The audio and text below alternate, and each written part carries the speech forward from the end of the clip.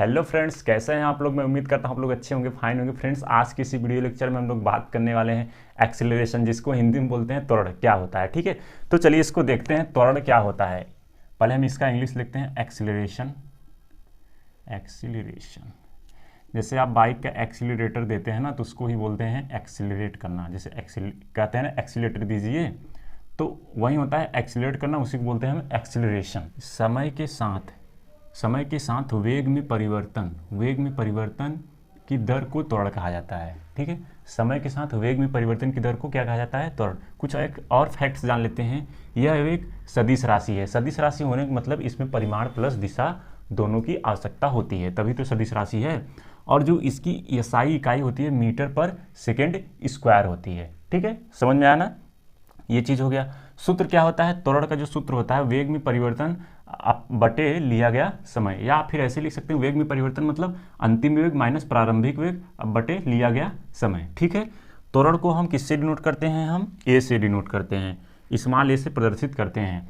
तो a equal to v minus u by t ऐसे भी लिख सकते हैं इसको। ये सिंबॉलिक रिप्रेजेंटेशन है, जहाँ पे ए हमारा त्वरण है, भी आपका अंतिम वेग है, यू आपका प्रारंभिक वेग है और टी आपका समय है। तो देखिए ये चीज़ आपको समझ में नहीं आया होगा कि ये चीज़ें कैसे हो रही हैं। अंतिम वेग कहाँ से आ गया, प्रारंभिक वेग कहाँ से आ गया, समय कहाँ से आ गया। तो देखिए इसका एक हम समझ लेते हैं यहाँ पे साइड में। देखिए क्या होता है कि मान लीजिए ये आपका एक रोड है, ठीक है, ये कार है।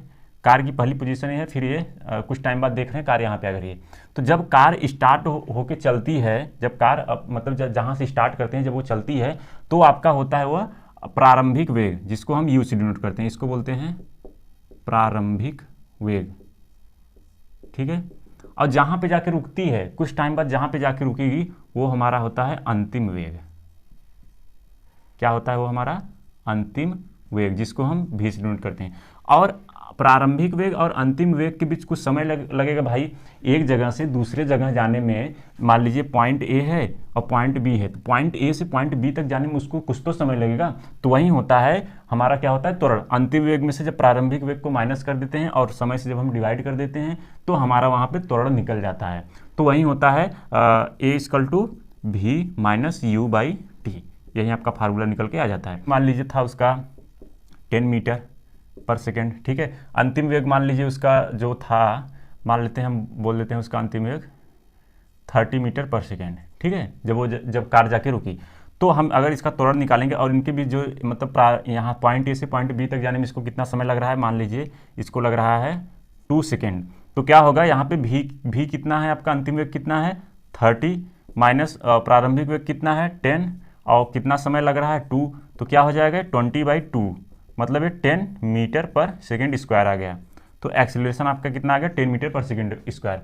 तो मैं उम्मीद करता हूँ फ्रेंड्स ये त्वरण वाला चीज़ें समझ में आ गया होगा। इसमें और भी कुछ चीज़ें होती हैं, जैसे एक समान त्वरण क्या होता है, असमान त्वरण क्या होता है, और एक और दो चीज़ बहुत इंपॉर्टेंट है कि कब हमारा त्वरण घटता है, कब त्वरण बढ़ता है। तो इसको भी हम यहाँ पे देख लेते हैं। यदि कोई वस्तु है जिसका वेग बढ़ रहा हो, तो वह उस समय जो त्वरण होता है वो धनात्मक होता है। ठीक है, और यदि किसी वस्तु का वेग घट रहा हो, तो जो त्वरण होगा हमारा वह क्या कैसा होगा?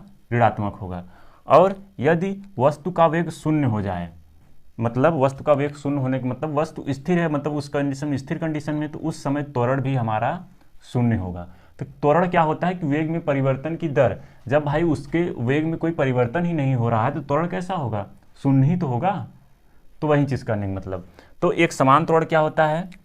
जो हमारा एक समान त्वरण होता है, यदि कोई वस्तु एक सीधी रेखा में यात्रा करता है। ठीक है, कोई वस्तु है एक सीधी रेखा में यात्रा करता है और इसका वेग समान समय अंतराल में बढ़ता या घटता है, मतलब या तो बढ़ ही रहा है, मतलब सीधी रेखा में यात्रा कर रहा है, और एक समान समय में या तो बढ़ रहा है उसका वेग या फिर घट रहा है, तो इसे हम कहते हैं एक समान त्वरण कहा जाता है। ठीक है, और असमान त्वरण क्या होता है कि यदि किसी वस्तु के वेग में असमान रूप से परिवर्तन हो रहे हैं, मतलब यदि किसी वस्तु का वेग में असमान रूप से परिवर्तन हो रहा हो समान समय अंतराल में, तो इसे हम क्या कहते हैं? असमान त्वरण।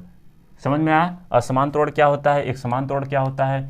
हमारा जो वेग त्वरण जो होता है कब पॉजिटिव होता है, मतलब कब धनात्मक होता है, कब ऋणात्मक होता है, कब शून्य होता है। तो ये सारी जितनी भी पॉसिबिलिटी थी त्वरण के बारे में, वो चीज़ें मैंने बता दी। तो हम ये भी कह सकते हैं कि त्वरण हमारा धनात्मक, ऋणात्मक और शून्य होता है। ठीक है, तो एक पॉइंट आप ये लिख लीजिएगा, त्वरण हमारा धनात्मक, ऋणात्मक, शून्य होता है। ठीक है, तो ये सारी चीज़ें मैंने बता दी फ्रेंड्स। मैं उम्मीद करता हूँ कि आपको ये वीडियो अच्छी लगी होगी। ऐसे ही वीडियो के लिए मेरे चैनल को सब्सक्राइब करें, लाइक करें और अपने दोस्तों के साथ शेयर करना ना भूलें। यदि कोई आपको डाउट रहता है तो कमेंट सेक्शन में जाके वहाँ पे पूछ सकते हैं। तो आज के लिए थैंक यू, मिलते हैं।